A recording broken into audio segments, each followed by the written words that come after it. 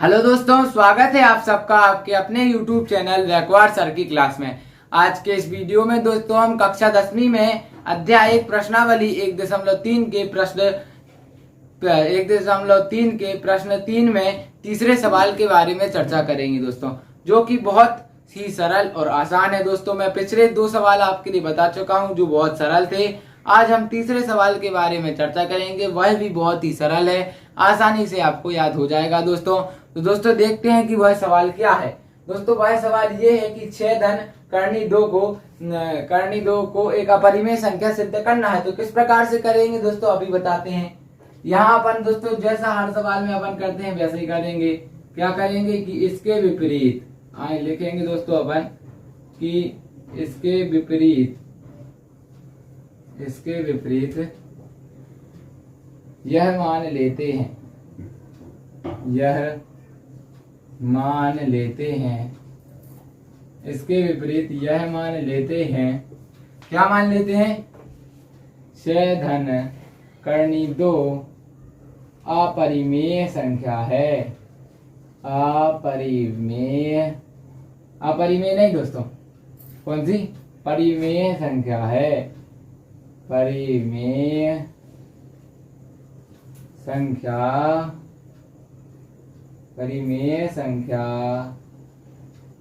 है दोस्तों। हर सवाल में अपन ने यही माना है। इसके दोस्तों विपरीत मान लेते हैं अपन कि यह एक परिमेय संख्या है। अब दोस्तों जब अपन इसके विपरीत मानेंगे कि यह एक परिमेय संख्या है तो 6 धन करनी 2 बराबर P/Q।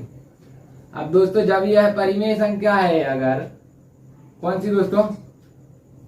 जब यह परिमेय संख्या है तो यह तो ऐसी, यदि परिमेय संख्या है तो यह P/Q के रूप में तो होगी, इसलिए 6 धन करनी 2 बराबर P/Q। अब आगे क्या लिख सकते हैं दोस्तों अपन? जहां Q बराबर नहीं है 0 तथा P और Q सहअभाज्य पूर्णांक हैं। सहअभाज्य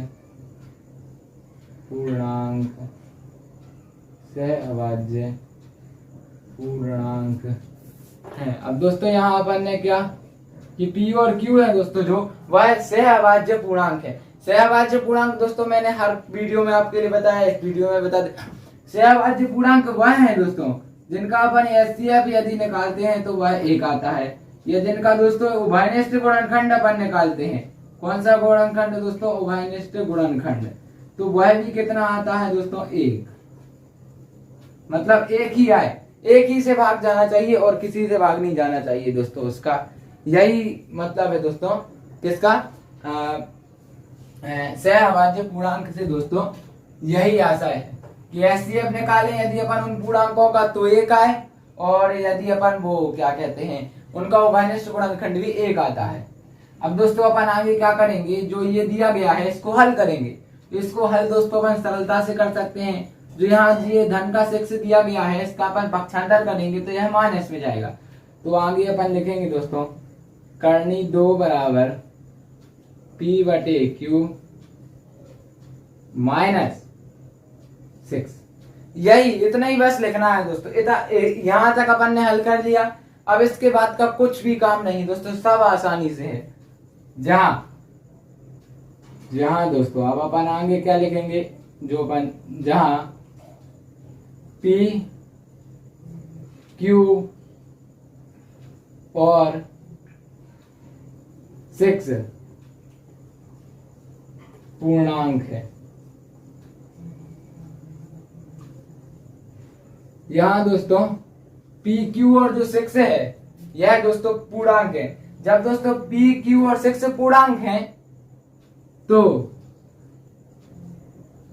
जब P, Q और 6 पूर्णांक है, इसलिए P, Q 6 पूर्णांक है, इसलिए जो दोस्तों दिया गया है क्या P/Q -6 परिमेय संख्या होगी। कौन सी संख्या होगी दोस्तों? परिमेय संख्या होगी, परिमेय संख्या होगी दोस्तों। कौन सी संख्या होगी? परिमेय संख्या होगी। पी, क्यू और 6 पूर्णांक है दोस्तों। यहाँ पर पी है, क्यू है और 6 पूर्णांक है, तो पी बटे क्यू माइनस 6 परिमेय संख्या होगी। और यदि पी बटे क्यू माइनस 6 परिमेय संख्या होगी, तो यदि यह परिमेय संख्या है दोस्तों, तो करनी 2 भी परिमेय संख्या होगी। तो करनी 2 भी परिमेय संख्या होगी। कौन सी संख्या होगी दोस्तों? परिमेय संख्या होगी, परिमेय संख्या होगी। और जब ये परिमेय, और दोस्तों ये परिमेय संख्या होगी करनी 2 भी। लेकिन दोस्तों यह इस तथ्य के विरोधाभास में है कि करनी 2 अपरिमेय संख्या, क्योंकि आप सभी जानते हैं दोस्तों कि करनी 2 अपरिमेय संख्या है, एक प्रमेय है दोस्तों, जिसे अपन ने सिद्ध भी किया है। इसलिए दोस्तों अब अपन आगे क्या लिखेंगे? लेकिन यह इस तथ्य के, लेकिन यह इस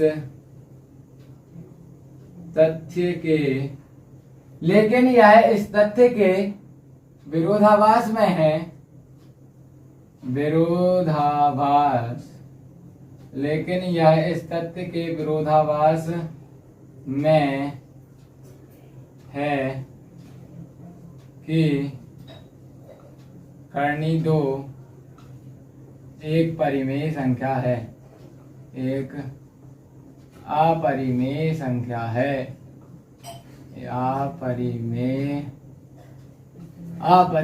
संख्या है, अपरिमेय संख्या है, अपरिमेय संख्या है। यह हमारी त्रुटिपूर्ण कल्पना के कारण हुआ, यह हमारी त्रुटिपूर्ण कल्पना के कारण हुआ, कल्पना के कारण हुआ,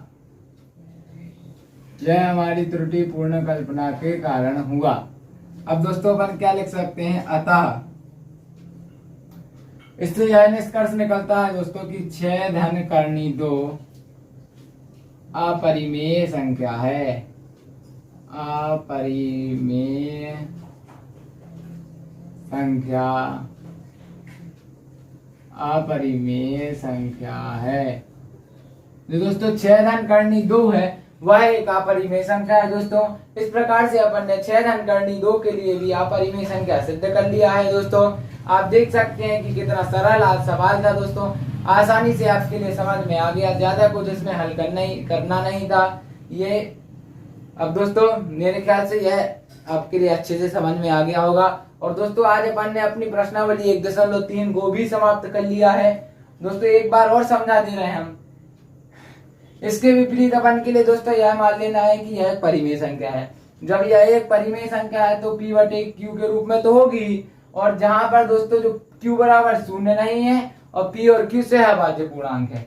अब दोस्तों आगे अपन उसको हल करेंगे तो इसका पक्षांतर कर देंगे तो ये प्राप्त हो जाएगा। अब दोस्तों जब ये प्राप्त हो जाएगा तो इसी के बाद अपन के लिए लिखना है, फिर लिखने का ही काम है कि p, q और 6 पूर्णांक है। जब p, q और 6 है दोस्तों वह पूर्णांक है, तो p बटे q माइनस 6 परिमेय संख्या होगी। जब यह परिमेय संख्या होगी तो करनी 2 भी परिमेय संख्या होगी।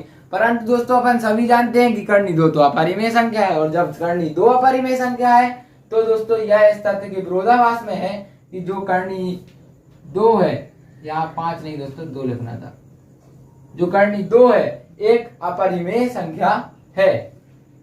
और दोस्तों यह हमारी त्रुटिपूर्ण कल्पना, जो अपन ने कल्पना की थी कि 6 धन करनी 2 एक अपरिमेय संख्या है, परंतु 6 धन करनी 2 तो दोस्तों अपरिमेय संख्या हो ही नहीं सकती। इसलिए दोस्तों यह एक अपरिमेय संख्या है। अपरिमेय संख्या मतलब दोस्तों परिमेय संख्या ये हो नहीं सकती है, तो यह एक अपरिमेय संख्या है दोस्तों। इस प्रकार से दोस्तों अपन ने यह सवाल आसानी से हल कर लिया और अच्छे से आपको समझ में भी आ गया, और मेरी यही आशा है दोस्तों। तो इसी बात पर रिकॉर्ड सर की क्लास के लिए लाइक शेयर और सब्सक्राइब करना ना भूलिएगा। धन्यवाद दोस्तों, मिलते हैं अगले वीडियो में।